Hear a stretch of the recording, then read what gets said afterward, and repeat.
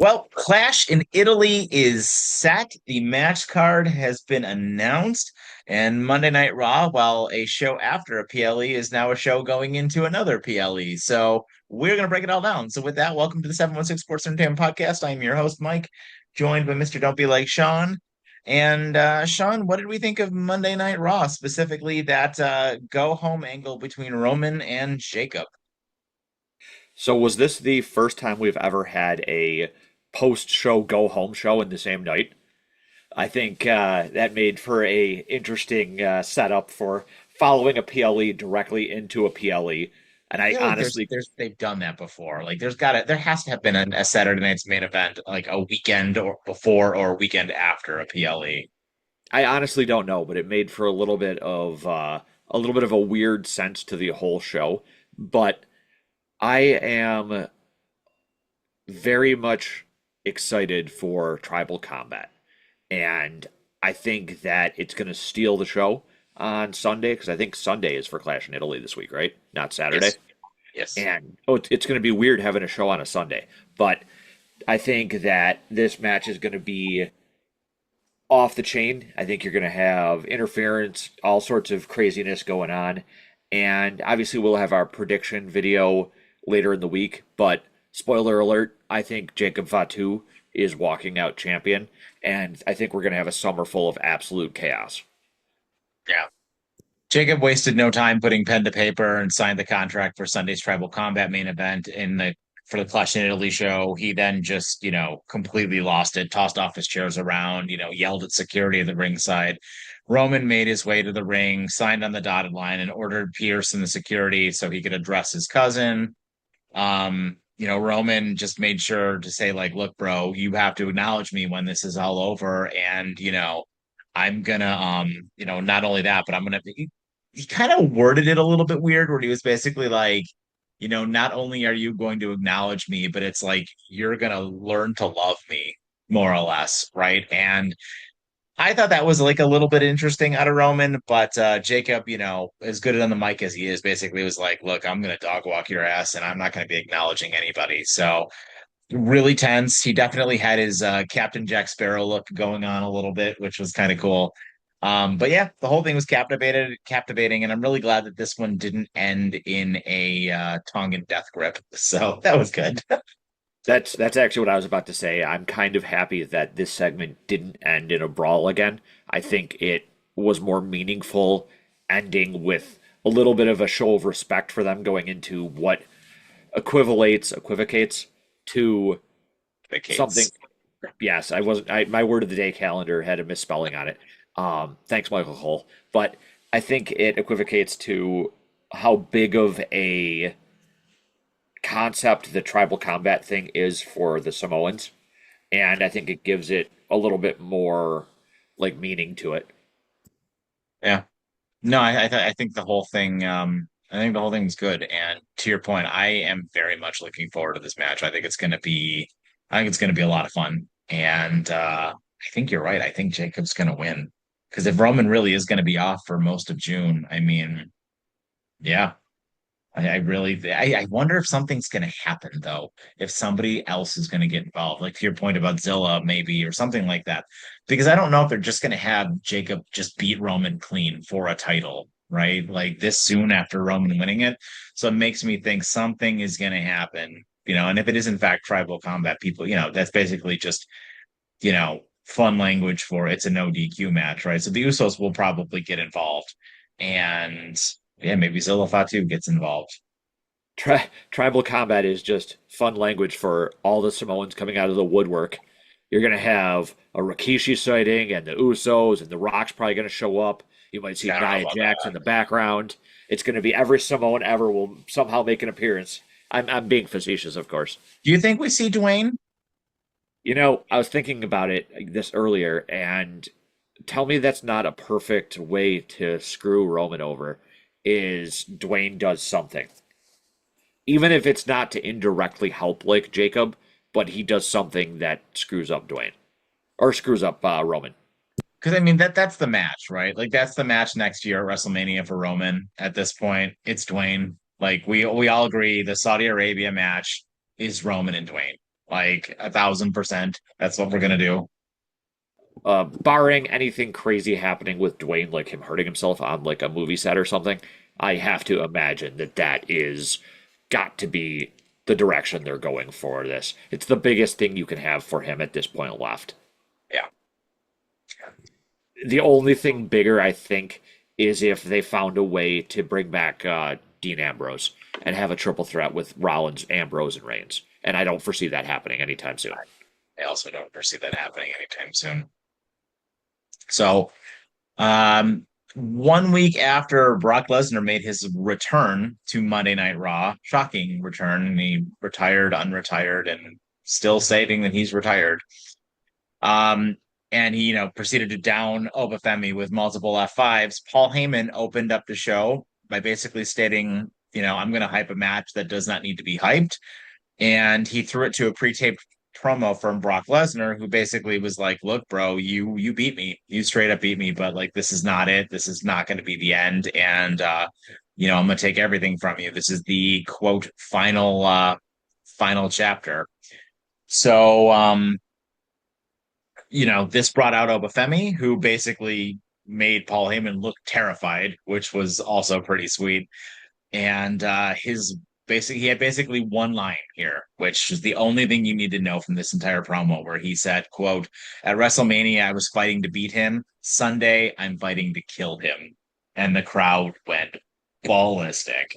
And he signed the contract and shoved it in Paul Heyman's chest. And this was friggin' awesome. I mean, I'm still a little bit annoyed that they're redoing this match again because, again, I say, what was the point of the WrestleMania match? But this was pretty cool. Like, this was pretty freaking cool. The other line that I really enjoyed out of it was when Heyman told Oba, it's just business, it's not personal. And Oba said, well, four F5s felt kind of personal. But I don't hate it as much as I did originally with him coming back. I kind of like the idea of Brock not being happy with how it ended and getting his ass beat like that and wanting to kind of avenge that before he officially is done. But the way that he referred to it like as a final chapter kind of thing has me wondering if they're going to treat it as like a final chapter, Oba has to win, right? Like if because you can't refer to it as a final chapter if you're gonna have another match. You know what I mean? And Oba not winning the majority of the matches if you're gonna do a series hurts him, I think. Oba wins the feud. I just don't know if Oba wins this match. I mean, I could see Lesnar like dick punching him or something like that. That's my point though, is if they're referring to this as like a final chapter thing, can they do another match? Like that seems like the wording of that seems weird to me. Yeah, they're absolutely going to do another match, and it's going to be at SummerSlam because SummerSlam's in Minnesota, where Brock is from, and I feel like that was the plan all along. Well, if that's the case, then yeah, I have to imagine that Brock would win. I don't think that Oba would win every match. As awesome as that would be, I don't think him winning this one as well leaves room for another match. Yeah, yeah, I think I'm with you. I still think the segment was cool as hell, and it was one of the best things on the show. 100%. I loved it. So the first match of the show saw just a random IC title match between Penta and Javon Evans, and to no one's surprise, Penta picked up the win here, and Javon definitely was a little bit frustrated after the fact, wouldn't let his hand be raised by Penta, and kind of just threw it away and stormed out of the ring a little bit.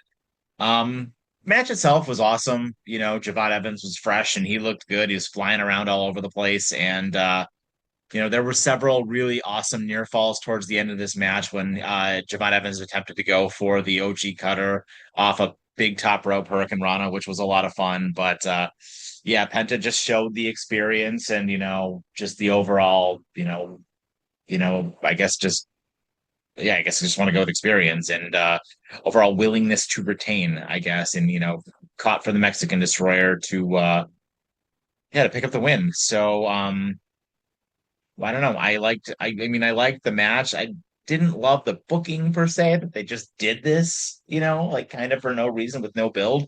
And then like what they did a little bit later on in the night also kind of left me to be a little bit more confused. But I don't know. What did you think of the match? And then we'll actually go into like what happened later as well to kind of like break the whole segment down from the show. So the match itself obviously was very good. I'm kind of surprised there wasn't any other interference during it, but the only thing I didn't like was towards the end, it felt kind of WCW-ish in the way that they just kept trading like finishers, like that, and no selling each other's moves at the end there before the Mexican Destroyer. But I'm hoping that the way the match ended signals a little bit, not necessarily of like a turn for Javon Evans, but a little bit of a shift in character, which I believe is something that Taryn T talked about on one of our shows when we had him about how Javon needs to not be quite so bouncy. And I think maybe this is an attempt to them to add a little bit more of like a serious edge to his character, which I think is something that will definitely help him. But the match itself was incredible, which is to be Yeah. expected out of these two guys. And like we've talked about for several weeks now, this summer's going to be very interesting around the IC title. Yeah. Somewhat. So there was a segment a little bit later on in the show which saw, Javon and Javon basically kind of apologizing to Penta.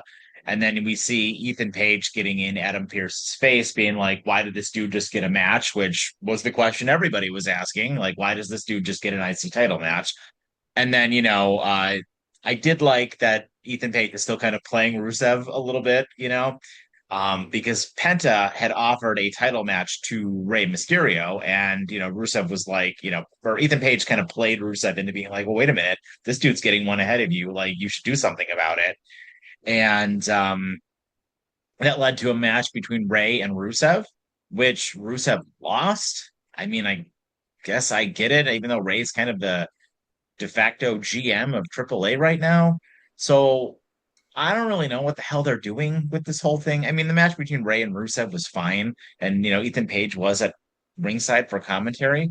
I'm still of the mind Ethan Page is going to be the one to take the title next, but this whole thing was just like a little weird, and I feel like it's not good for Rusev, like for his character at all, because it makes him look like the weakest link in the four people that are kind of like competing for this title.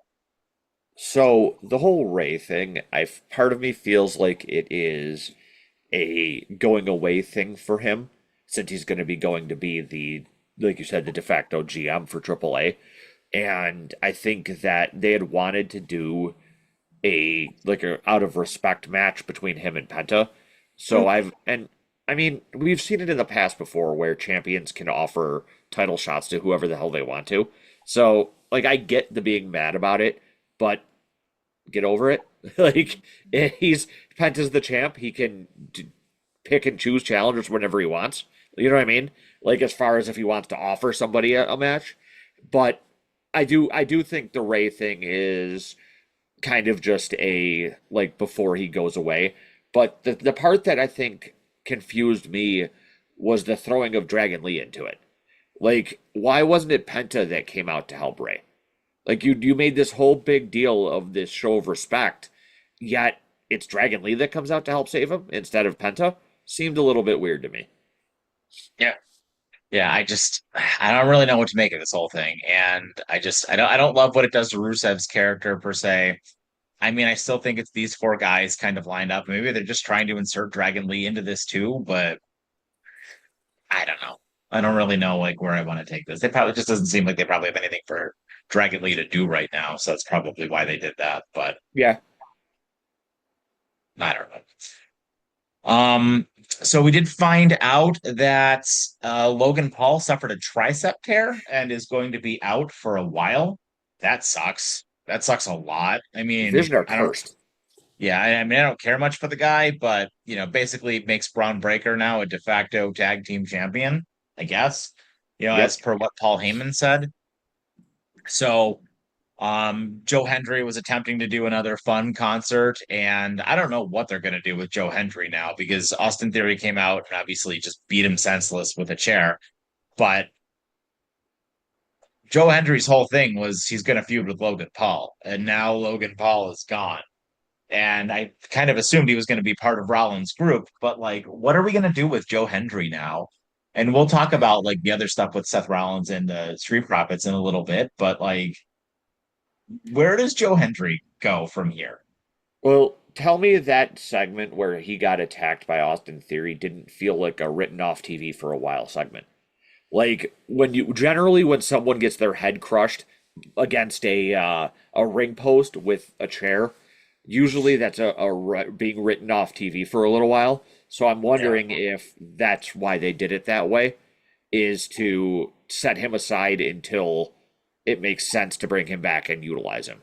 Because otherwise, the go-to for him is just a feud with Austin Theory since he attacked him.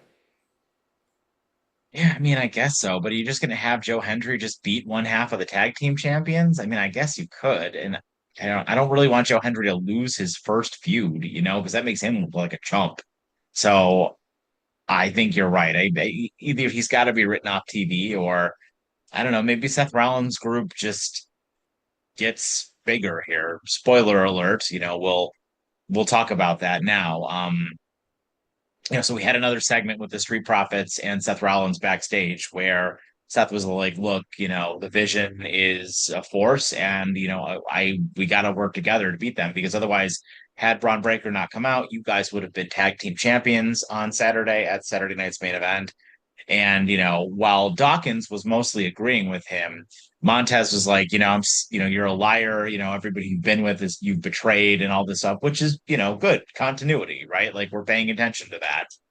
And this ultimately led to a match between Seth and Montez, which I will let you talk about because you had glowing things to say about this match. But go ahead. I believe I said it during our review of Saturday night's main event. The fact that Montez Ford at some point has not had a singles run yet is a damn shame because this match absolutely showcased what he could do as a single star. This match was fantastic. As far as free TV, regular weekday, I can't call it free TV anymore with the first hour free on ESPN bullshit, but Um, as far as your weekly shows, I think this was one of the best weekly show matches of the year so far. And to be honest, I expect nothing less. Both of these guys are incredible in the ring. And this was an opportunity for Montez Ford to show that he could go against a main event player and to be more than just a tag team specialist. Shows that he's definitely the Shawn Michaels of the group.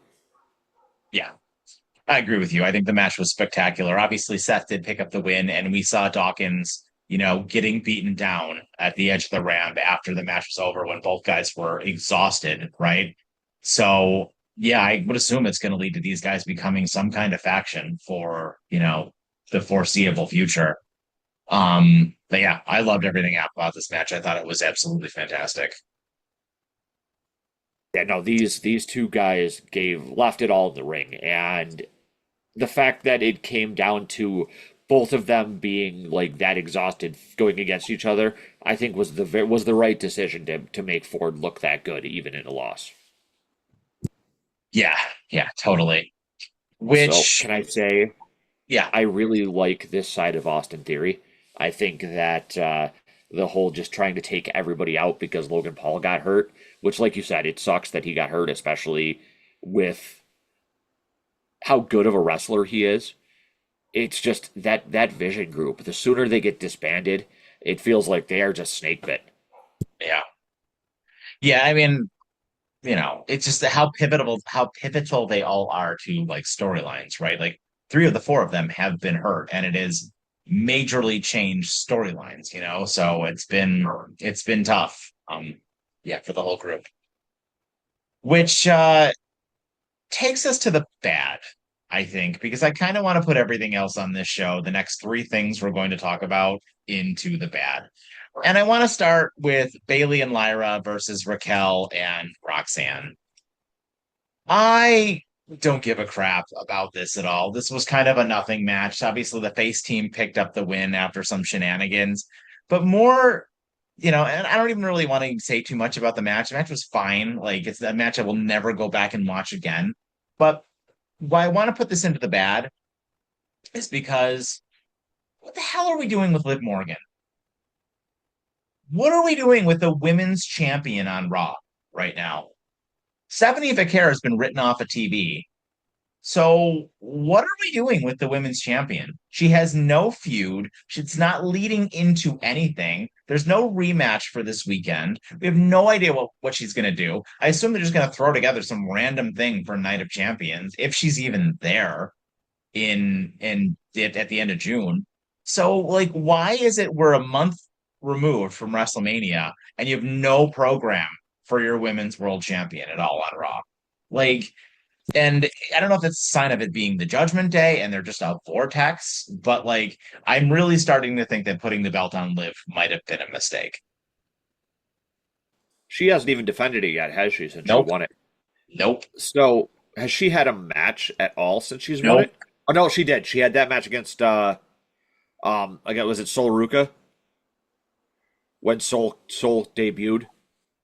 And she beat her. I don't I think it remember was the this. yeah, I think it was Maybe. like the night after Mania. But I think that's the only match that she's had. It's it's a real similar problem to when Rhea won the belt with the Judgment Day. There, she had one title defense against Zelina Vega in Puerto Rico, and like nothing else. I don't know if it's the fact that people are injured. Like I'm assuming Stephanie Vicker must be injured, and that's why she's written off, or the fact that everybody else is tied up in other divisions. But this all comes back to the overall point of WWE has tied up too many of their women in too many meaningless things in other divisions. Like they really need to get people out of the tag team division back into the normal things and or start the Judgment Day breakup and start the path towards Roxanne and Liv because you need to have her doing something besides getting kicked out of ringside every week.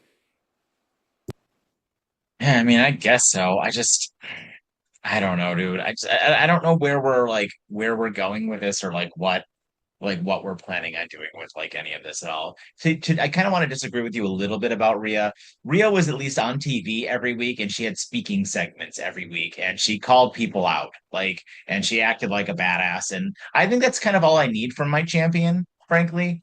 Liv doesn't do any of that. When you're like a heel weasel champion, at least be out there acting like a heel weasel champion. She's not even out there cutting promos. She's the second biggest title holder on the show behind Roman Reigns. Like, be out there cutting promos. Even if you have no competitors, just be out there being like everybody sucks, nobody can stand up to me, blah blah blah blah blah. Right? Like, I just think it's a mistake that like they're not doing kind of any of that right now. Honestly, as of right now, she's being overshadowed by Becky. Yeah. Like Becky's Intercontinental Women's title feels like a bigger, more important title right now than your main title on the show. And that's a problem. Like that should not be the case. Yeah. However, my second point of the bad is Becky and Solberka being scheduled again for this weekend. It should not be on this show this weekend. There should be any other match on the show this weekend. The fact that they just did that at Saturday night's main event 1 week ago with just kind of a nonsense schmaz finish, and now they're going to redo this match and have it be for the title this time, I think that's idiotic. I'm sorry. I think it's completely idiotic. They should have waited. It should be another match in this spot. You should not have done this match at one PLE a week ago with a nonsense finish and then just redo the match at another PLE 1 week later. I think that's kind of stupid, lazy booking. And I don't think you really have, I just don't think you're capitalizing on any of your other stars that you could put into a match here.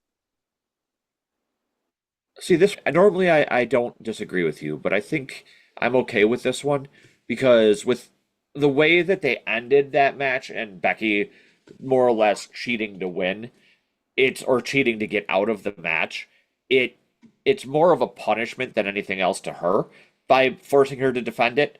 And I think the big thing for me is how the match ends up. If Becky just ends up winning and retaining via any sort of way, stupidity or otherwise, then it feels like an absolute waste to me. But if this comes back to bite Becky in the ass and Soul wins, I think then it's not a waste. Yes, I just I don't know. I don't know how I feel about any of it, to be honest. I think the whole thing is just kind of lame. Also, I wanted to ask you, is Lyra hurt, by the way? Because it seemed like she was legitimately hurt after the match with the Judgment Day. Like she was selling the shit out of that arm. And it Yeah, looked no, like I she might have picked up an injury, which would suck to have another person go down. it looked like she came down hard at one point on her arm, so maybe it was just a stinger, which is what we can hope for.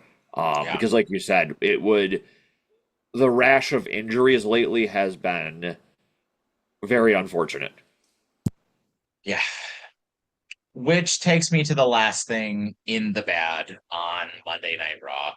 And that was the return of LA Knight for what? Coming out, cutting a long-winded promo, which I didn't give a crap about, and he's going right back to basically feuding with the Usos. Because he's never going to get a title match against Roman Reigns. Yes, I know he declared himself for King of the Ring, but like, what are we doing with this? Like, just send his ass over to SmackDown at this point. Like, this is so not interesting to me at all. I don't need like he's not going to beat Roman Reigns. He already had his shot at Roman Reigns a couple years ago. He's never going to get at Roman Reigns. Now, if Jacob Fatu wins and he gets a shot at Jacob Fatu and maybe he beats him, that would be cool and interesting, but I don't think they're going to do any of those things. I do not think LA Knight is ever going to win a title. And I kind of feel like the dude's floundering and that he's being wasted. His popularity is being wasted, and I kind of feel bad for him. So the positive to take out of it is we got to see LA Knight, and he isn't just sitting and catering.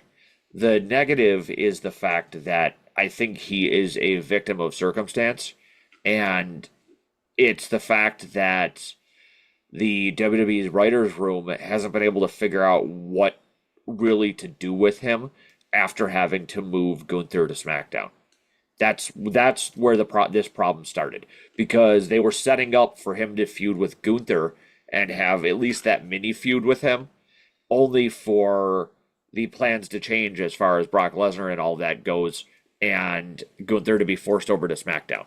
And rather, I think, than keep Knight off TV and have people coming up with conspiracy theories that he's going to be the next to be released, they rushed him back to TV, and all they could think of to do with it is go back to the bloodline well.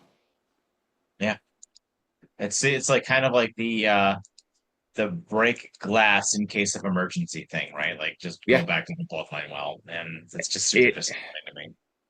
it and it's tough because like I want to be happy that we're seeing him on TV, but I would much rather see him being used correctly.